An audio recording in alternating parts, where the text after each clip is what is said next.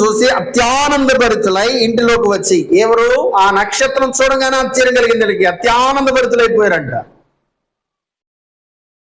వీళ్ళకేమో దూతలు చెప్పిన వర్తమానం సర్వోన్నతమైన స్థలంలో స్తోత్రం చేసినప్పుడు అత్యానంద భరితులైపోయి, ఆ శిశువుని చూసిన వచ్చినటువంటి ఆ స్థలాన్ని చూసినప్పుడు ఆనందపడిపోయారు వాళ్ళు. వీళ్ళేం చేశారు?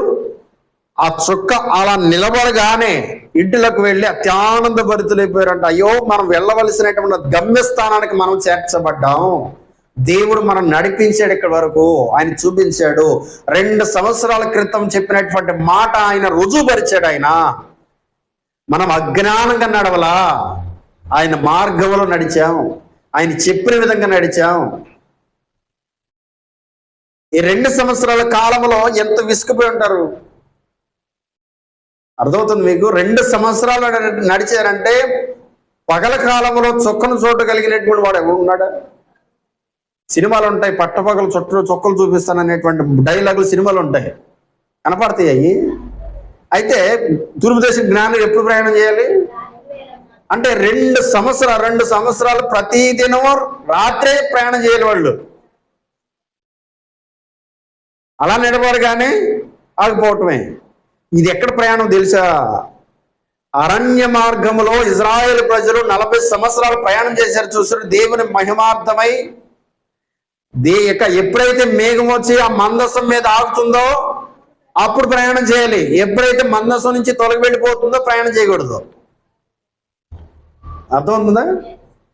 మేఘస్తంభమై ఎప్పుడైతే వచ్చి అలా మీద రాలగా అంటే మీకు తోడుగా ఉన్నాను నడుము అని, ఎప్పుడైతే మీరు ఆగిపోండి అంటే భయంకరమైన స్థితి వస్తుంది, మీరు ఎదుర్కోండి అని. ఇప్పుడు ఆగినప్పుడల్లా యుద్ధాలు జరిగాయా? అనేక మంది చుట్టుముట్టారు, వాళ్ళని జయం వీరే పొందారు.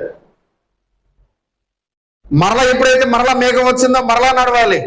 ఇలా 40 సంవత్సరాల వాళ్ళని నడిపించాడు ఆయన. ఇప్పుడు తూర్పు దేశం వచ్చినట్టు జ్ఞానులు చొక్క చూస్తూ నడుచుకుంటూ వచ్చారు.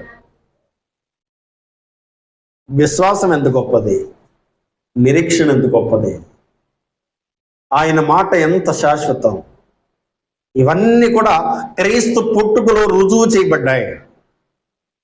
ఇవన్నీ క్రీస్తు పుట్టుకలోనే రుజువు చేయబడ్డాయి. ఇవన్నీ అంటే లోక రక్షకుడు అంటే ఆషామాష విషయం కాదు కదా.